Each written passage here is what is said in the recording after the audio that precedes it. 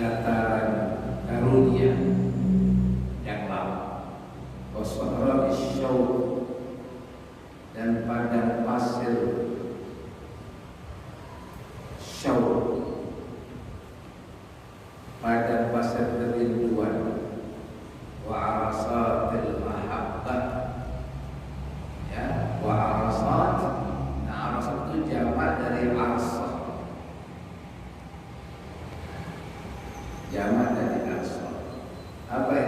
aqsa.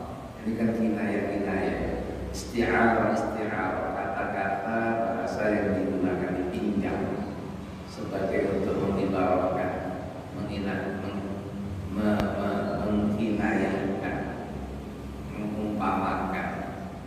Dia gunakan ibarat-ibarat.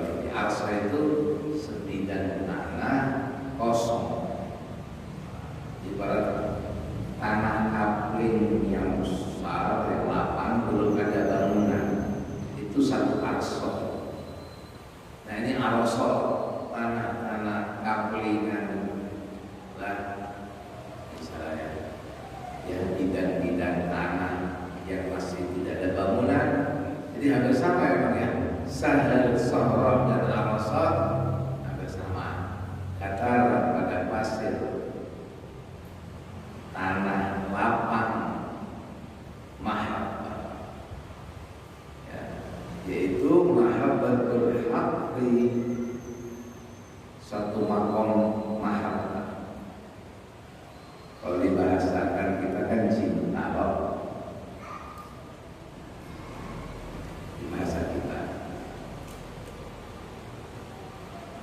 tapi ini mahabbah hakikiyah, hakikatul mahabbah yang sesungguhnya, yang hak, yang bukan palsu.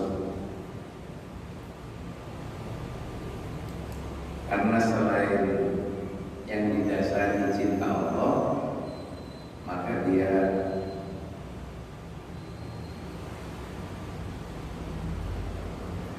tidak hakikat atau batin. Kecintaan kepada sesuatu bukan adalah cinta karena Allah, benci karena Allah. Begitu. Lillah, dia cinta karena Allah. Makanya tidak batin jika sungguh dan jujur, bukan kebatilan. Tapi selain karena Allah, batin. Cinta apa? Batin. Ya kan? Inilah mahabbah sesungguhnya, yaitu mahabbah al-haq, mahabbah Allah yang maha suci lil abdi, kepada seorang hamba. Bagaimana ini tidak persis berusaha diibaratkan cinta Allah kepada seorang hamba? Tidak persis. Tapi yang pasti tidak sama dengan rasa cinta kita ini, kan tidak sama. Cinta itu rasa antara makhluk itu kan tidak sama dengan sifat Tuhan. Jadi bahasanya sama.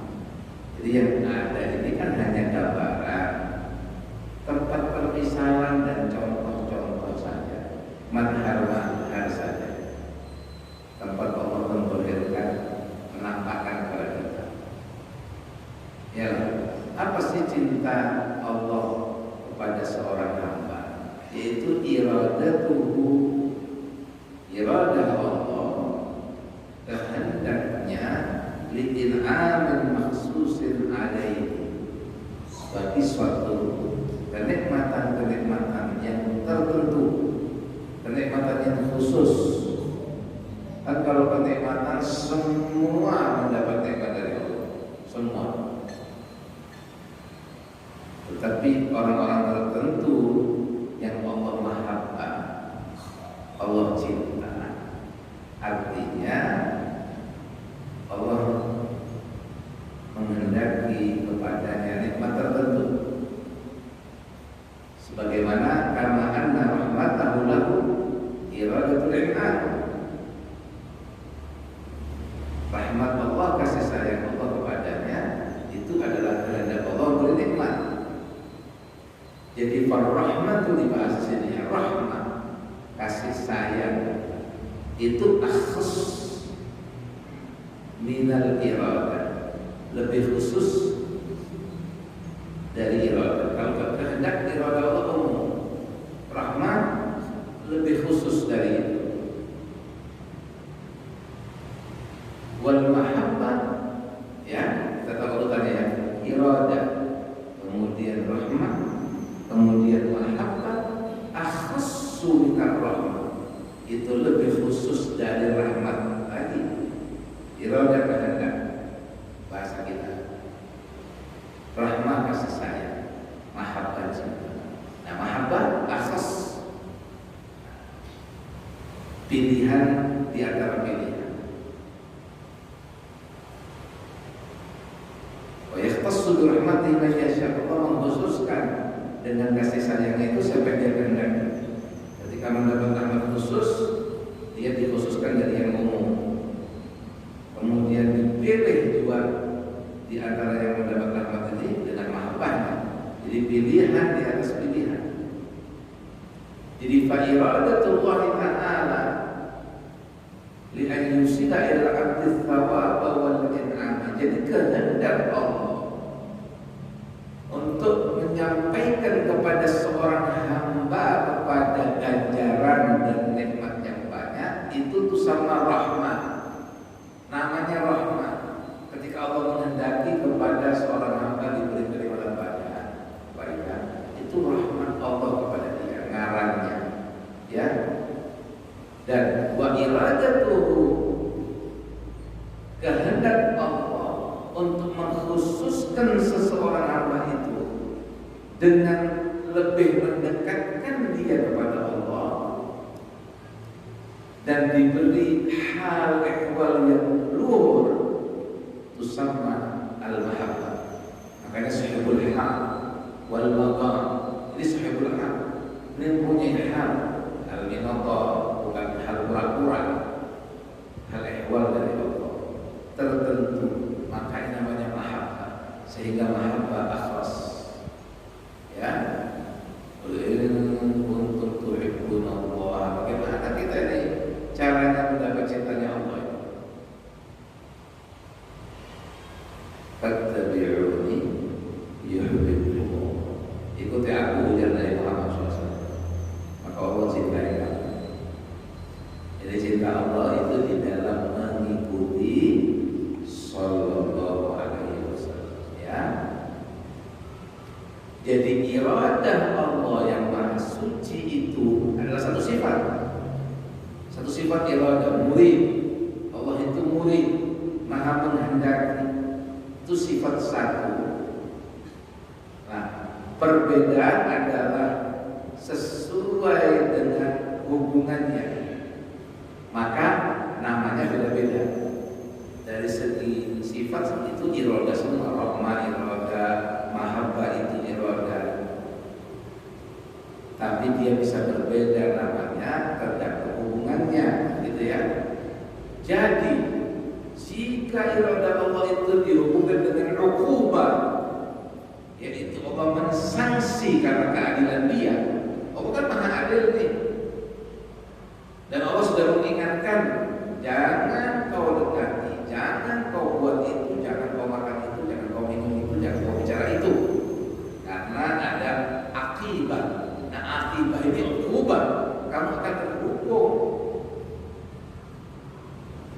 Dan hukuman ini bukan kemudian, memang sudah saya letakkan. Akibat itu pada rasa gula manis, itu manis akibat dari sebab kau makan gula. Allah sudah meletakkan itu rasa manis pada gula dan rasa pahit pada kopi. Jadi buat kemudian, jadi itu pilihanmu. Nah, itu dinamakan uqubah yang tak nyaman itu. Tapi kan kamu yang pilih. Emang saya buat itu, saya buat, ya. Dan saya biarkan iblis mencoba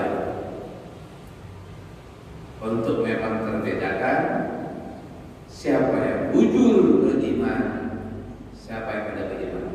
Maka memang aku sudah menciptakan sebelumnya neraka dan surga, dan aku tahu siapa penghuninya. Sudah tahu dulu Tuhan. Tapi yang terjadi ini pilihanmu.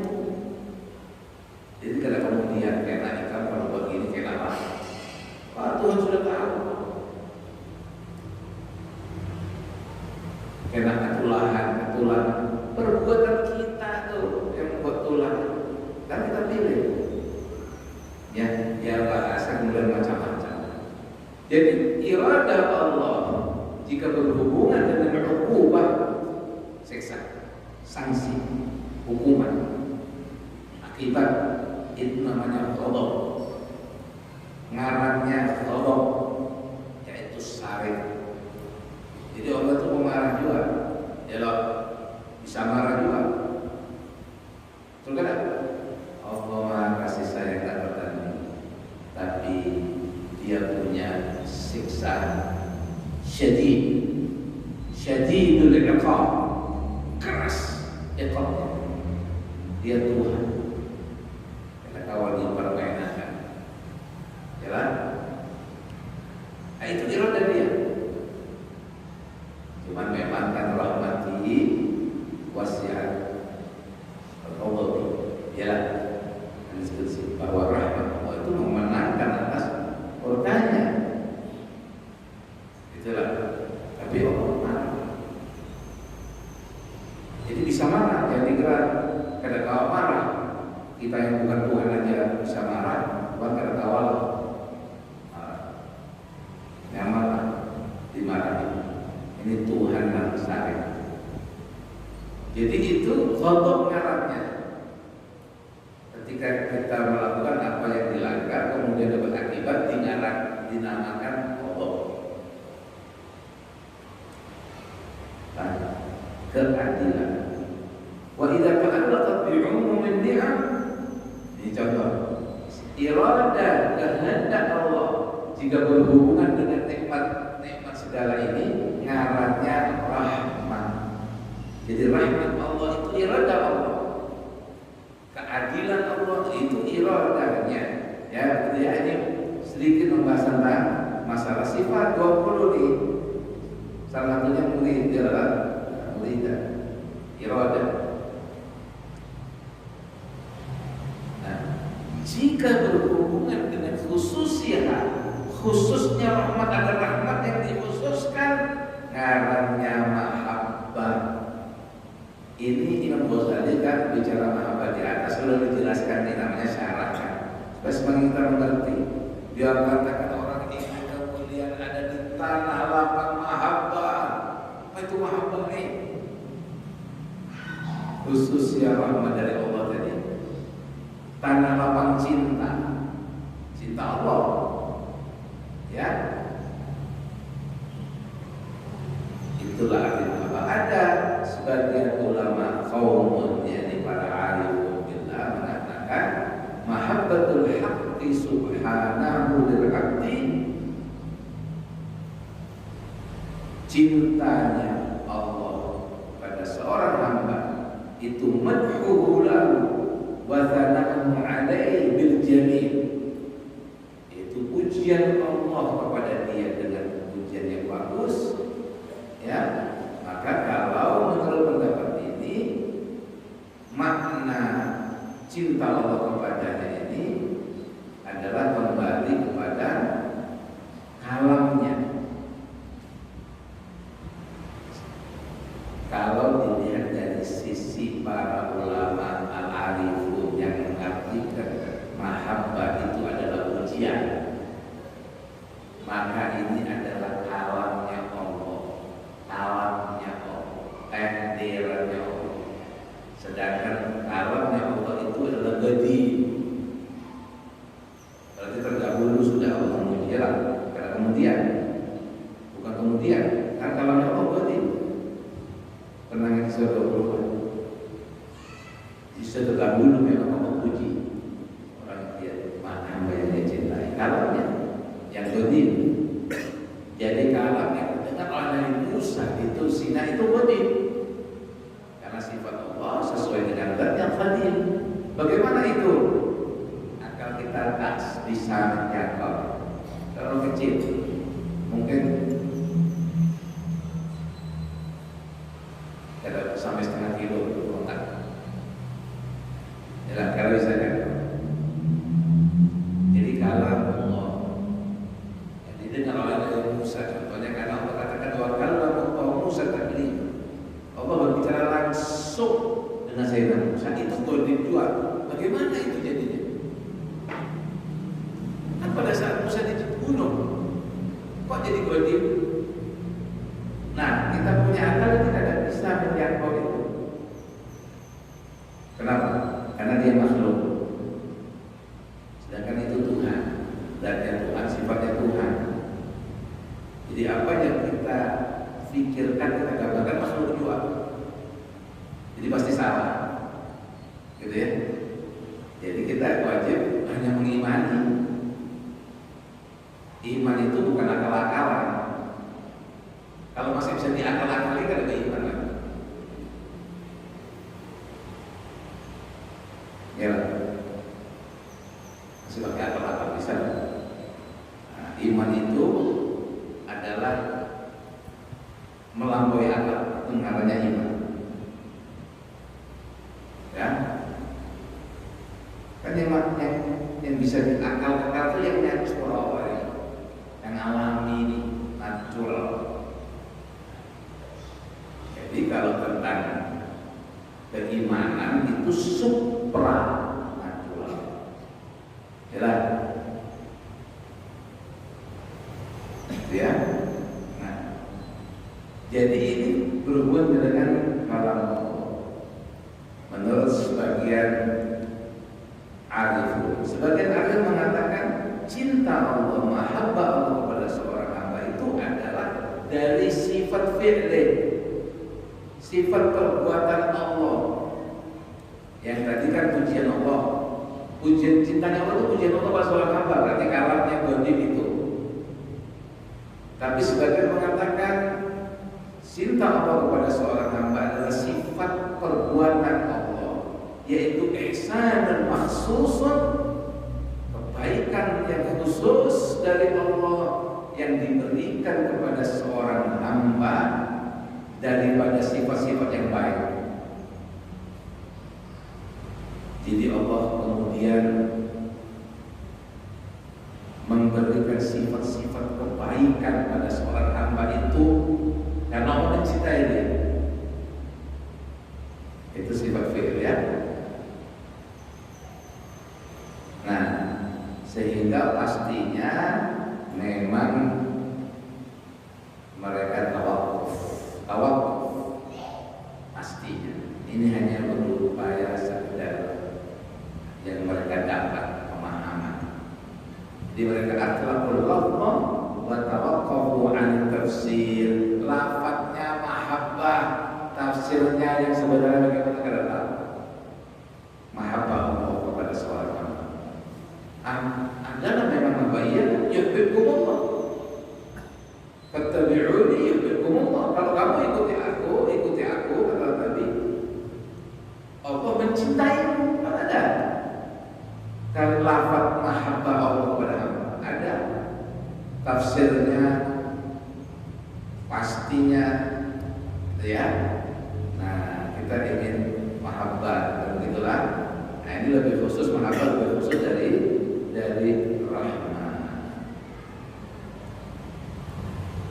Jadi tidak bisa kita samakan. Makanya ada pendapat, pujian, itu pemberian kebaikan supaya orang berbuat baik.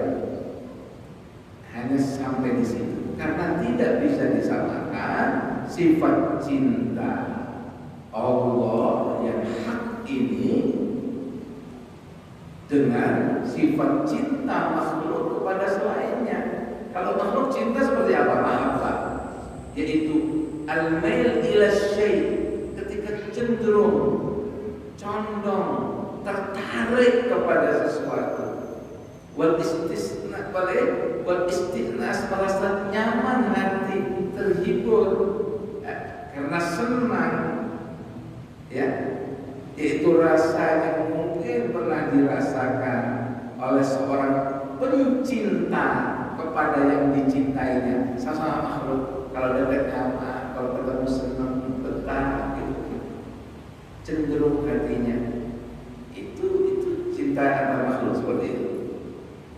Jadi tidak bisa disamakan karena Allah Qadir Subhanahu wa ta'ala. Tapi bahasanya sama, ya, mahabbah. Selesai. Itu mahabbah Allah kepada seorang hamba. Lalu sekarang apa makna mahabbah seorang hamba kepada Allah, in kuntum tuhibbunallaha, jika kalian memang mahabbah sama Allah, fattabi'uni, ikuti aku, yuhibbukumullah, Allah akan mencintaimu. Apa makna mahabbah seorang hamba kepada Allah? Yaitu dikatakan halatun adalah, kita kira-kira pernah merasakan, yaitu suatu hal, keadaan, rasa di dalam hati jiwanya, ya, yang sulit untuk diibaratkan. Sulit, itu rasa. Nah, hanya saja rasa tadi yang memang sulit untuk digambarkan, nampaknya adalah dari keadaan seorang hamba karena dia cinta, timbul penghormatan, pengagungan, kewibawaan Allah itu, dan akhirnya dia berupaya untuk lebih mengutamakan dalam segala hal apa yang betul itu, apa yang Allah kada saring, ya, dan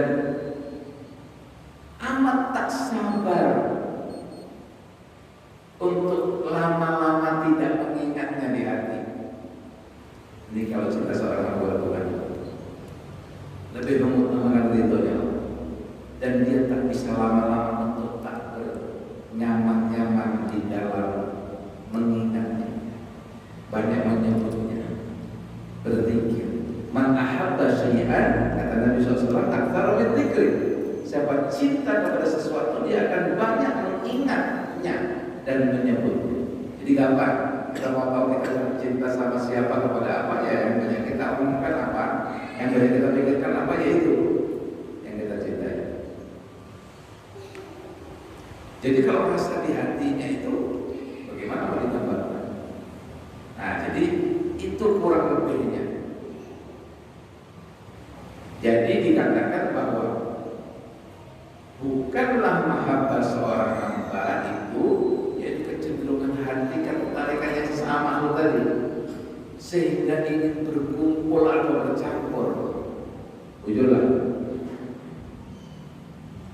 biar senang lawan inilah mahabbah binti Allah, yang ingin dia campuri Allah, ya lah, boleh lah. Boleh kalau lelah, kalau yang halal, menyalurkan cinta, bercintanya, ya, buah cintanya, yang halal, yang kalau halal, cinta palsu, batil, ya, yang halal, itu cinta itu, gambarannya hanya itu. Tasqumu ilaiha wa ja'ala bainakuma mawaddatan wa rahmah. Hanya itu gambarannya. Tapi itu sesama ingin bergaul, sesama suami istri, sesama teman lain lagi, campur juga, campur begitu loh. Cinta orang tua kepada anaknya lain, cinta anak kepada orang tuanya, kita campur. Cinta guru pada muridnya, murid pada gurunya, ya ada batasnya. Kecenderungan ada ingin kumpul, tapi kumpulnya terbatas. Yang campur baur ya suami istri. Hanya. Nah, itu di antara bentuk mahabbah yang dalam arti apa yang semua. Nah, kalau orang tua kan tidak, bukan campur. Itu dia menjelaskan seperti itu. Bagaimana? Karena memang maha suci Allah daripada dicampur itu. Jadi dikatakan muhib, pencinta di sini disifatkan istilah al-mahbub, dia tenggelam, yaitu fana di dalam yang dicintai. Tak bisa lupa, selalu ingat, lihat itu, dengar itu, dia itu istilah. Itu namanya hancur. Tapi bukan ikhtilaf. Istilah tapi kadang ikhtilaf, bukan ikhtilaf campur jadi satu sama Tuhan, kadang ya, tapi dia tenggelam di dalam mahabbah tadi. Ya, ini mereka, terima kasih banyak para alim, para awliya, sekedar berusaha gimana sih pendekatan aja persis kawan. Jadi pakai bahasa hancur apa dan lain sebagainya. Jadi ya, nah itu pendekatan saja, bukan yang sesungguhnya. Ya, maka dikatakan wala tusul mahabbah bi wasfin, karena tidak bisa disifati dengan sifat tertentu kemudian dibatasi. Cinta itu yang lebih jelas lagi, bagaimana mau diperjelas lagi kadang apa? Ya, jadi ini sekedar pendekatan pemahaman saja. Qala Ja'far, dia berkata, ini apakah Ja'far bin Muhammad lah, Ja'far Shadiq bin Muhammad tadi, sami'tu samnunan yaqulu dhahabal muhibbuna lillahi ta'ala bisyarafid dunya wal akhirah. Sungguh para pencinta Allah ini, mereka pergi membawa kemuliaan dunia akhirat. Ini mahabbah yang puncak. Jadi orang kalau ngaku cinta Tuhan itu ya secara bahasa boleh saja. Kata Imam Ghazali, kalau kamu ditanya cinta Tuhan atau tidak, ini pertanyaan yang sulit dijawab. Karena kalau kamu bilang cinta, kamu berdusta, jadi Ghazali. Kalau kamu bilang tidak cinta, kamu kafir. Sesungguhnya muhibbun lillah, zahabal muhibbuna. Sungguh para pencinta itu pergi membawa syaraf dunia akhirat, dia bawa kemuliaan dunia akhirat. Kenapa? Ya anna Nabi sallallahu alaihi wasallam qala, bersabda Nabi sallallahu alaihi wasallam, al-mar'u ma'a man ahabbahu. Perhatikan, seseorang itu bersama yang dicintainya. Bayangkan ya, kalau kita dicinta Allah, artinya kita bersama Allah. Makanya muhibbun, para pencinta, zahabal muhibbun bisa dunia wal akhirah. Karena dia ma'allah, al-mar'u ma'aman ahab, selalu dengan yang dicintai ma'allah. Jadi bukan campur tadi ya. Nah itu ketika saya bayangkan ya. Lalu bagaimana ya? Kalau kita yang mengupayakan, maka diajarkan oleh Nabi SAW, oleh para ulama aulia, seperti ini jalannya. Ialah ibadah, menjalankan syariat, menjauhi yang dilarang, banyak berzikir, baca ini istighfar, minta ampun, baca Quran, yalah baca sholawat. Nah itu nanti Tuhan kasih. Jadi jalannya diberi, tapi seperti apa dia masing-masing. Tidak ada kata-kata yang mewakili. Ini hanya apa yang mereka dapat diuraikan dengan bahasa. Itu pun kita belum paham. Ya. Qala Muhammad bin Fadl, al-mahabbah suqut kulli mahabbah min al-qalbi illa mahabbah. Nah, itu cinta sesungguhnya. Cinta sesungguhnya kepada Allah tadi itu bahwa gugurnya segala cinta di hati illa mahabbatul habib, kadang mendua, ialah wujud, kadang mendua. Jadi kalau mendua kadang itu bukan cinta itu Pak. Dan menduanya cinta kadang kalau dibandingnya. Jadi ini kita ngomong apa dulu? Kalau ngomong tasawuf, memang kadang boleh dibanding. Di jauh rongga hati cuma satu, yaitu diisi Allah atau lain. Jadi kalau bahasa drama ada novela mendua apa ini, bahasa omong kosong. Jadi yang Tuhan bagi itu Tuhan. Maka mereka itu para muhibbin sama Allah ini membagi cintanya dengan adil. Bukan yang ini satu saja, gitu ya. Nah, maka gugurnya semua cinta di dalam hati kecuali mahabbatul habib, cinta kepada kekasih satu saja. Nah, kekasih yang mana? Jadi waqala al-Junayd bin al-Baghdadi, ini ngomongin mahabbah kita ini biar paham. Ada gang namanya gang mahabbah, itu namanya gang. Sesungguhnya mahabbah ifratul mail bila nail. Ya, ifratul mail bila nail, yaitu mahabbah itu adalah bersanatannya kecenderungan hati tanpa pamrih, tidak mengharapkan pendapatan. Dan mahabbah dia tidak pamrih, dia hanya cenderung saja tak mengharap timbal balik. Nah, itu mahabbah. Wa yuqal al-mahabbah adalah tasbisul fil qulub yadha min al-mahabbah. Rasa galau, dalam tanda kutip galaunya, tasbis, kacau hati, ya, yang terjadi, yang timbul dari sang yang dicintai, jadi hatinya.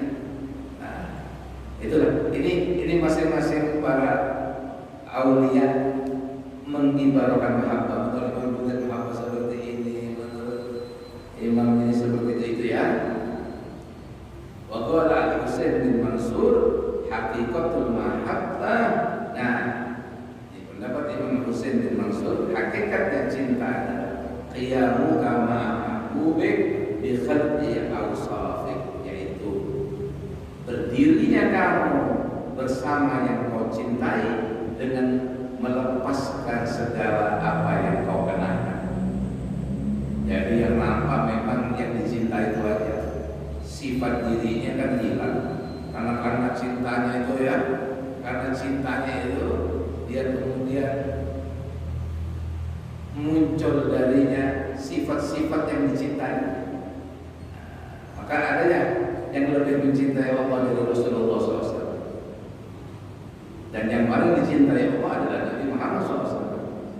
Dan tidak ada makhluk yang lebih cintai kepada Allah melebihi SAW. Sehingga maka SAW adalah makhluk Allah yang sempurna, sifat-sifat Allah sempurna muncul dari Nabi SAW. Sifatnya Allah. Karena khuluqul Quran, akhlaknya Nabi Al-Quran.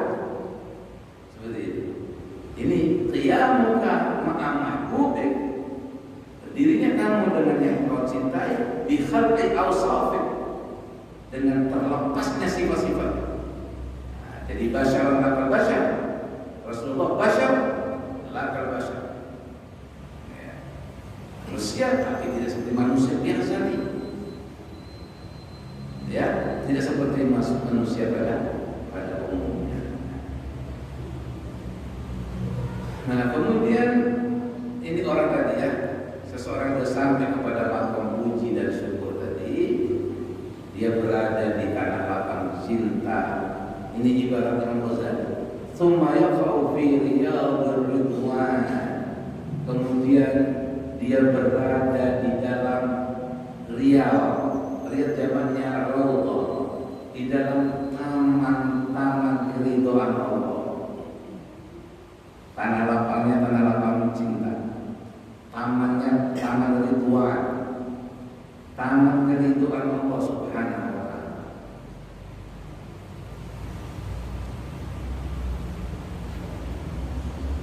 Nah, di sini ada perbedaan antara ulama Irak dan ulama Khurasan, ya, Khurasan Irannya, mengenai apa itu ridho.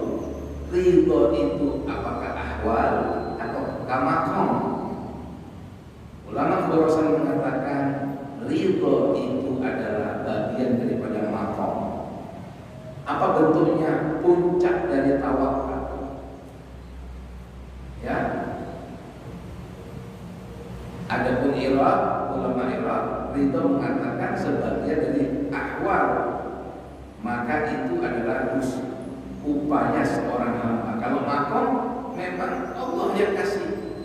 Tapi kalau ahwal, hal, ya, itu diupayakan oleh seorang hamba. Ya, laisa bukan bukan sebetulnya. Laisa dari kasbnya kalau makom itu adalah usaha seorang hamba terbaliknya. Makna annahu yaqulu ila annahu mimma yaqulu ila ilaihi al-abdu bittisabi, yaitu mengarah kepada yang dimaksud dengan usaha seorang hamba. Itu namanya makom, kedudukan makom. Tapi kalau hal tidak bisa diupayakan, kalau hal pemberian Tuhan. Nah, jadi ulama Iraq mengatakan dia ahwal, ulama Khurasan mengatakan dia maqam, gitu ya. Nah, lalu disimpulkan digabungkan dari mungkin dua-duanya. Jadi dua pendapat ini semua benar, yaitu bidayatul ridho, permulaan ridho itu diupayakan oleh seorang hamba sampai dia menduduki suatu maqam ridho kepada Allah. Tapi puncaknya dari Quran adalah bagian dari ahwal. Jadi ada maqamat, ada ahwaliyah. Kita kenal-kenalan dulu sebelum membaca kitab ini, kan pasti pendahuluan juga. Kenalan dulu dengan istilah-istilah tasawuf. Ada maqamat, ada ahwal. Maqamat itu jamak dari maqam. Maqam itu kedudukan. Ahwal jamak dari hal. Hal itu artinya keadaan. Hal itu rasa nyaman, halnya susah, halnya senang, itu ahwal, hal ihwal jiwa. Jadi berbeda pendapat antara ulama Irak dan ulama Khurasan, gitu ya. Nah, tapi digabung ini pendapat keduanya. Jadi kalau makom itu masih diupayakan oleh hamba. Ulama Khurasan mengatakan ridho adalah makom, tapi ulama Khurasan tidak, dia ahwal, pemberian. Maka digabung, awal mulanya adalah usaha dari seorang hamba ridho, puncaknya tidak bisa diupayakan. Sama dengan sesuatu yang turun secara daruri. Dikasih contoh di sini seperti raksya wa ra'da bil humma, karena kita demam, kemudian tanpa kita sengaja kita punya badan gemetar, kedinginan gemetar. Itu kan raksya, itu darurat datang. Itu namanya ahwal. Sesuatu yang bukan kita upayakan, dia datang. Itu namanya ahwal. Tidak bisa dibendung karena demam, gemetaran badan. Dikasih contoh. Nah itu hal kan. Jadi ridho itu awalnya makom, puncaknya adalah ahwal. Nah, sehingga keridhoan itu kan wajib ya. Kita seorang hamba wajib ridho. Ridho itu artinya menerima dengan senang. Apa yang diterima yang wajib kita ridho? Bil qada'il ladzi umira biridhohi, yaitu dengan suatu qada. Ini kan iman ini, rukun iman ini rukun iman ini. Kita wajib beriman dengan qada dan qadar ya, baik dan buruk. Jadi kita perhatikan bahwa kita wajib ridho kepada qada, kepada sesuatu yang sudah diputuskan Tuhan. Kita harus meridhoi. Tetapi tidak selalu semua apa dari makdi sebetulnya ya, dari qadanya Tuhan itu kita boleh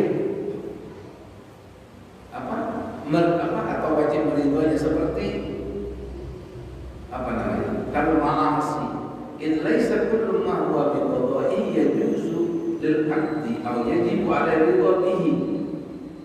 Jadi qada itu ada yang kita diperintah untuk ridho. Ada qada kita diperintahkan sama Allah untuk ridho. Ada qada yang kita tidak boleh ridho, tapi qada juga kita tidak boleh ridho. Apa contohnya qada yang kita tidak boleh ridho? Yaitu seperti maksiat. Maksiat itu qada. Arti qada apa? Biarkan dia maksiat.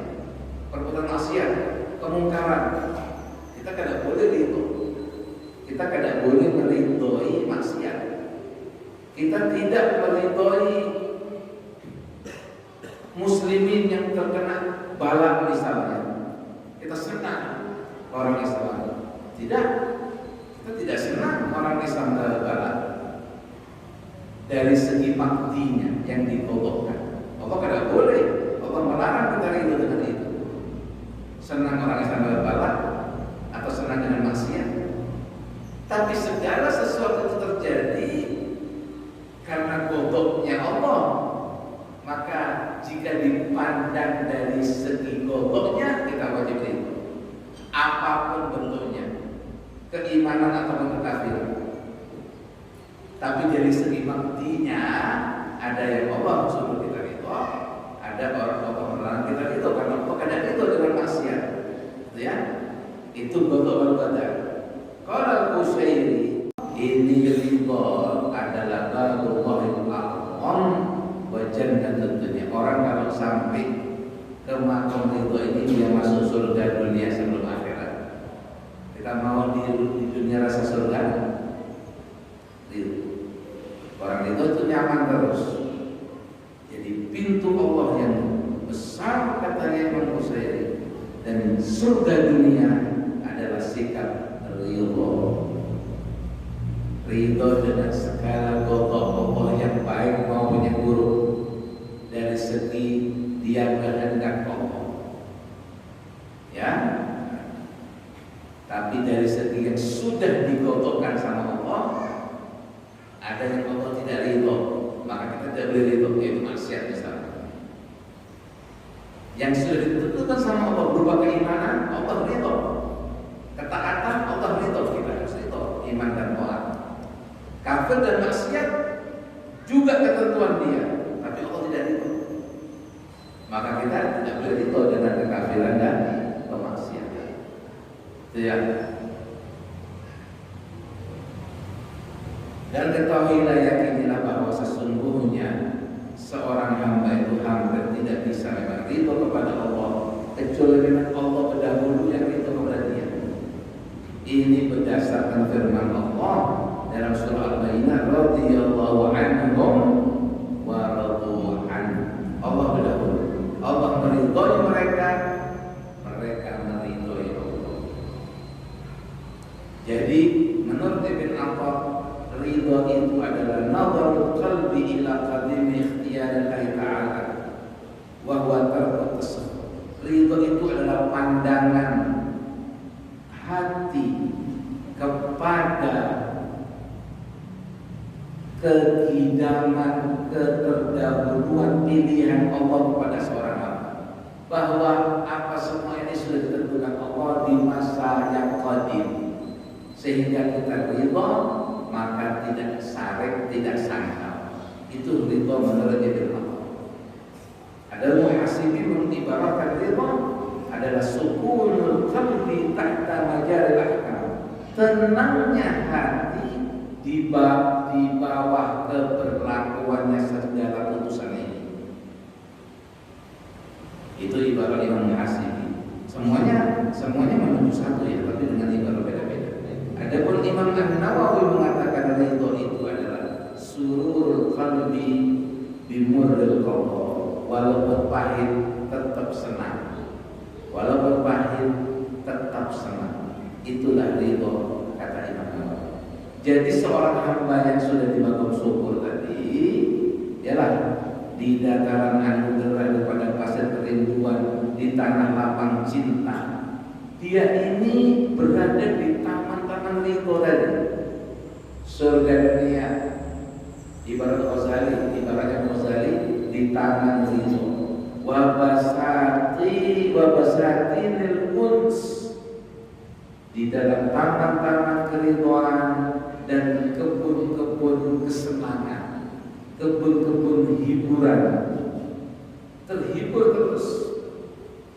Ini kalau Rasul mengatakan waju'ilat qurratu ain fi shalah, ya Rasulullah, ya, hiburannya di dalam sholat. Kalau kita kan tidak pernah merasa. Jadi di taman-taman keridhaan, di kebun-kebun hiburan, ila bisatil imbisat, kita ikuti ya ibaratnya Ghazali, ya, menuju di taman ridho nih, taman senang surga dunia, di kebun hiburan menuju bisatil imtisal, karpet merah. Ya bayangkan mau masuk istana nih, ini pelan-pelan nih, ibaratnya jangan putus ya, supaya merasa ikut nyaman lah. Diajak jalan sama Imam Ghazali, ikut rasa-rasa nyaman lah, gitu. Ila bisatil imtisal, ada permadani yang menggembirakan. Kalau bahasa kita karpet merah atau permadani apa? Melewati taman ridho, kebun, yalah, tata lapak cinta tadi. Jangan dilupakan. Ada permadani. Permadani yang bisa, permadani sambutan yang menggembirakan. Kita disambut jalan menuju tempat ini. Ini Imam Ghazali mencoba untuk menggambarkan. Wa martabatit taqrib, menuju ke mana ini? Mau mendekati karpet merahnya. Permadani bagus menuju kepada apa? Martabatit taqrib, yaitu martabat kedudukan. Mau mendekat kepada itu dalam istana. Ibaratnya ini mau menuju istana kan? Ada taman-tamannya kan? Istana dunia raja-raja seperti itu. Ini Imam Ghazali coba menggambarkan suatu martabat kedekatan menuju ke sana, ya. Maka di sini dikatakan bisa itu adalah semua yang digunakan untuk duduk, ya kan? Imbisa artinya tarkul ihtisab, tidak ada rasa marah. Yang dimaksud di sini adalah bisa berimbisa, yang dimaksud buat tilkal hadratul ilahiyah, yaitu hadirat Tuhan. Kita akan berhadapan dengan Tuhan. Sudah melampaui ini seorang